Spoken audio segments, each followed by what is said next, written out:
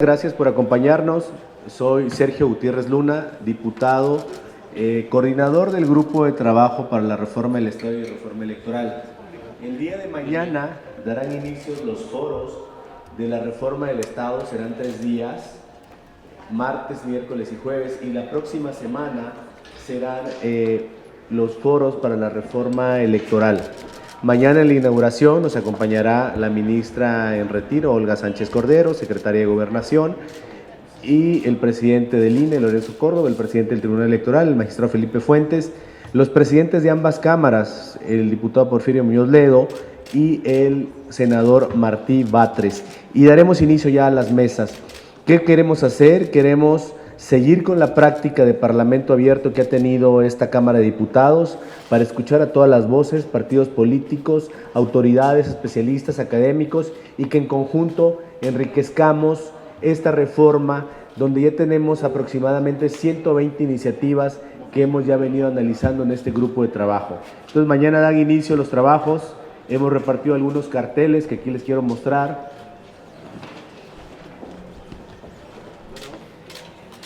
Nos acompañarán estudiantes, académicos, maestros. Difundiremos el evento por el canal del Congreso y por streaming en la página de la Cámara. Y es un evento que ha tenido mucho interés. Hemos recibido muchas solicitudes y muchas propuestas para participar y para mandarnos propuestas específicas de reformas que estamos procesando y que las vamos a glosar. Haremos una relatoría de estos trabajos y a partir de ello seguiremos construyendo el consenso para que en el próximo periodo podamos ya procesar parlamentariamente una nueva reforma del Estado y electoral. Ese es el tema que tenemos ante nosotros, señores. Dígame. Si esta nueva reforma del Congreso y electoral implicaría la reducción de los diputados plurinominales, es un tema que ha estado desde hace mucho tiempo en el debate, si se reducen los diputados y senadores plurinominales, y también si van a incluir un tema que queda pendiente también de muchas legislaturas, en particular de la pasada, la reducción del financiamiento a los partidos políticos. Sobre ambos temas hay iniciativas, están incluidas en estos 120 iniciativas que mencioné y todas se van a analizar. La de financiamiento público de los partidos políticos y su reducción es una iniciativa que presentamos tanto el diputado Mario Delgado y la diputada Tatiana Cloutier como su servidor. Entonces sí las vamos a analizar, sí son parte del debate y vamos a llegar a la conclusión para estas. Buen día, diputado. Buen día. Preguntarte que realmente en dónde ustedes ven el dispendio, porque los que se despachan con la cuchara grande son los partidos políticos que están con registro nacional. Y al INE, bueno, pues pareciera que hay ahí algunas rencillas del actual presidente de la República con el instituto, así como con algunos integrantes del Morena, y más bien pareciera que es una especie como de venganza y no precisamente evitar estos gastos que se dice que son superfluos, que es una alta burocracia que existe en el INE. Me gustaría saber realmente cuál va a ser el fondo de esto, aparte del dispendio que se maneja, porque igual en una reforma o en el presupuesto le pueden reducir. Entonces, ¿cuál es el propósito verdadero de modificar supongo que van a cambiar algo de la LEGIPE para que se pueda proceder? Pero realmente el INE es un ente muy caro para la sociedad, o son los partidos políticos, porque esos son los que se reparten el presupuesto. Gracias. Gracias. Yo cuando he hablado de este tema he hablado de un elemento muy importante que es la autocrítica que debemos tener todos, que deben de tener los órganos electorales y los partidos políticos. Nosotros hemos presentado iniciativas para que se reduzca el financiamiento de los partidos políticos. No podemos exigir o pregonar austeridad si nosotros no ponemos el ejemplo también. ¿Qué queremos? O más bien, ¿de qué partimos? Partimos de la exigencia de la realidad social emanada o expresada en las urnas el año pasado, donde en México se expresó la gente por reducir los gastos en general en el Estado mexicano, en toda función pública. Tenemos que ir por un esquema de reducción de gastos por hacer más eficientes las estructuras del Estado mexicano, ojo, del Poder Legislativo, Ejecutivo, Judicial y de los órganos autónomos. Entonces, en este ejercicio de autocrítica y en este ejercicio de cumplir el mandato ciudadano, no existe ni cabe ninguna expresión referente a rencillo o venganza de ninguna manera, ¿no? Hay claridad en lo que nos dijo la gente el año pasado y la claridad es: no gasten tanto gobierno, Estado, sea el área que sea. Y ese es el camino que nosotros estamos tratando de seguir. Diagnosticar primero dónde están esos gastos importantes, cómo se pueden reducir, cómo podemos lograr que no haya un traslape de funciones para eficientar y también bajando los recursos a los partidos políticos. Oiga, diputado, antes se decía que la democracia costaba cara, no sé si era para justificar este dispendio, como le llaman ustedes, o habría que cobrar después algunos servicios, por decir, la reposición de la credencial de elector o las revisiones que se hacen constantemente al padrón, pues que fuera por parte de la ciudadanía, sobre todo por las credenciales, que son las que se pierden más seguido, y bueno, significa un gasto continuo para el Instituto Federal Electoral. Y también sobre estos organismos públicos que dicen que se tienen que desaparecer, ¿ustedes consideran que no sirven? Nosotros consideramos, empiezo con lo último, nosotros consideramos que a partir de la reforma del 2014 a estos soples se le redujeron de manera destacada sus atribuciones, pero lo que nunca se redujo fueron sus presupuestos.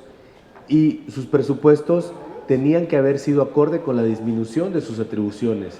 Es por ello que nosotros en esta realidad estamos proponiendo que se analice su existencia, que se diagnostique si deben seguir o no, y que el INE en todo caso asuma las funciones nacionales para organizar las elecciones federales y locales, como lo acaba de hacer ahorita en Puebla. En Puebla la elección extraordinaria fue una elección que llevó a cabo el INE y no la llevó a cabo el OPLE de Puebla. Este año tuvimos 5 elecciones y que implicaron un gasto de casi 10,000 millones de pesos por parte de los OPLES.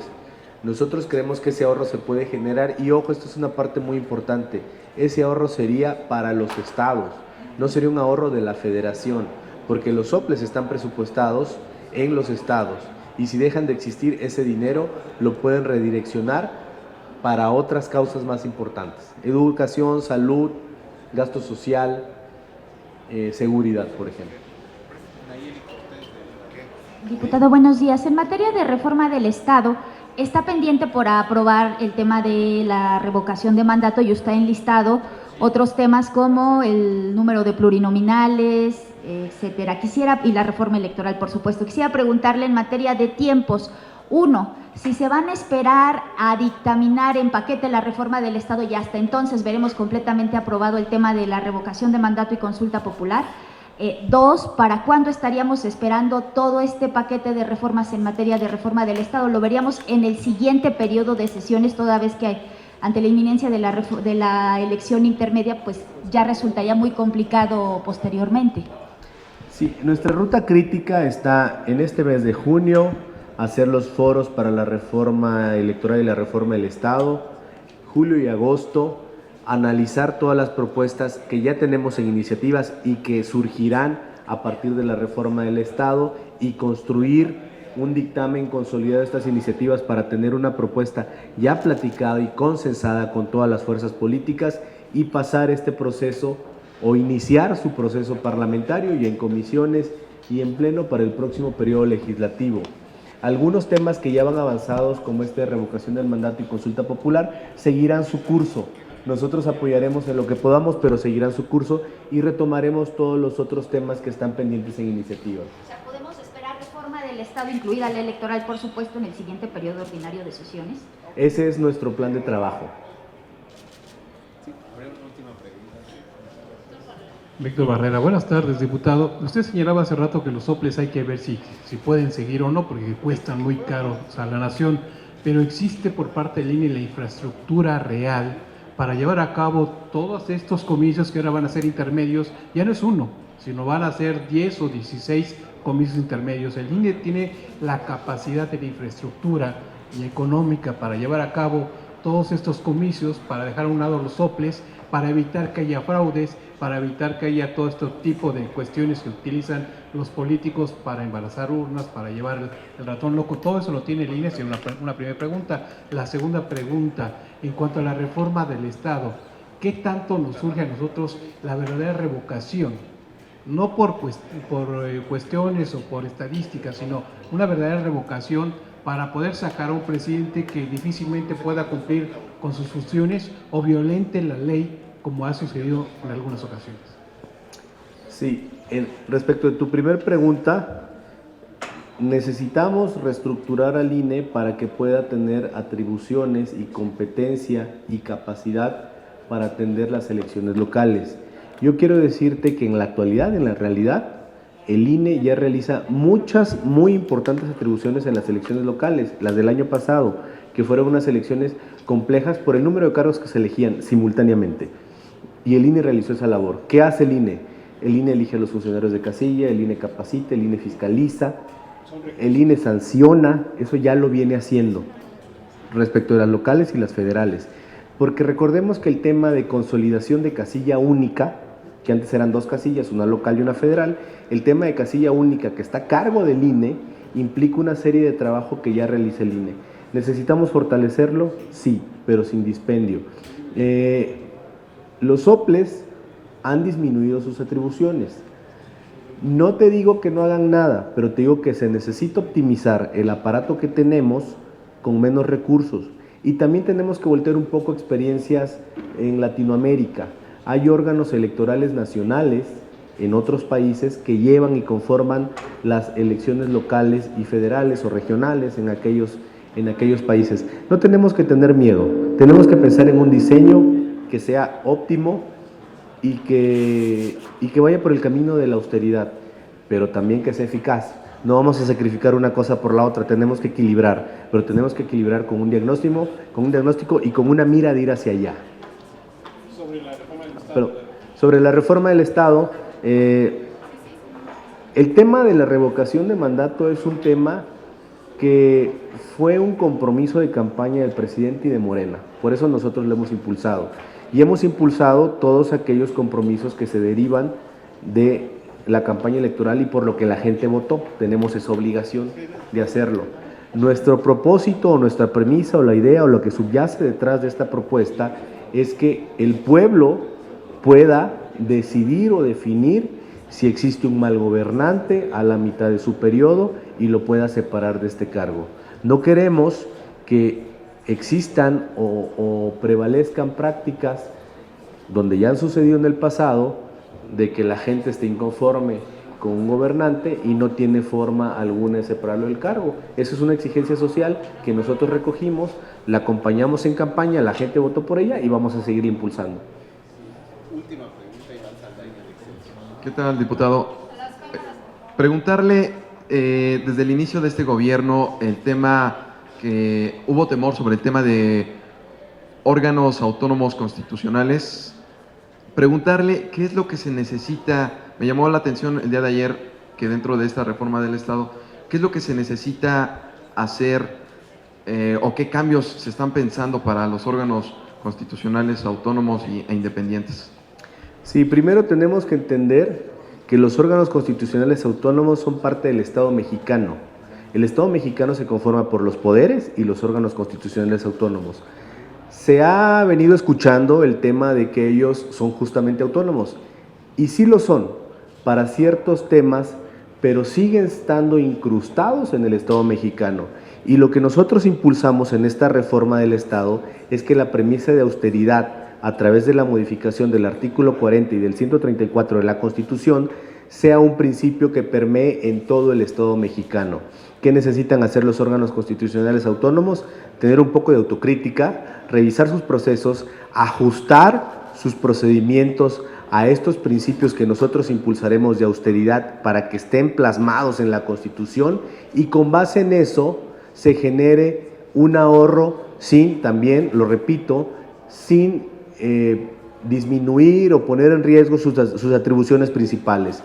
Tienen todos los órganos del Estado mexicano que cumplir con sus atribuciones, pero a la par tienen que ir por un camino donde haya una disminución de gasto, una austeridad real, no ficticia, sino auténtica y que parte de un diagnóstico que ellos mismos realicen. Perdón, pero ¿lo que quiere decir es que se les va a obligar a que se apeguen a la austeridad? ¿O por lo menos se va a sentar en la ley?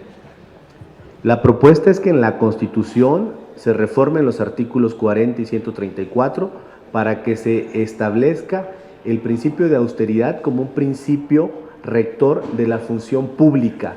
¿Cuál función pública? Toda. Ejecutiva, legislativa, judicial y autónoma. Toda. Entonces, en ese sentido, no es un tema solo que atañe a ellos, no es un tema de traer un target contra los órganos constitucionales autónomos, sino es la propuesta de incrustar este principio para que permee sobre todo el Estado mexicano.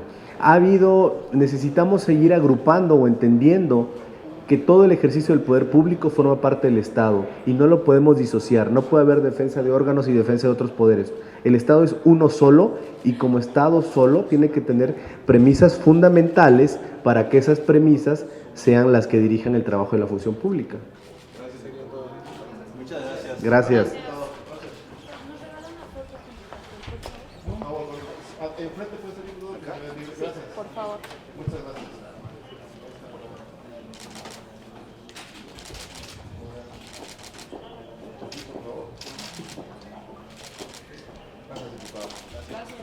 Gracias. Gracias. Gracias.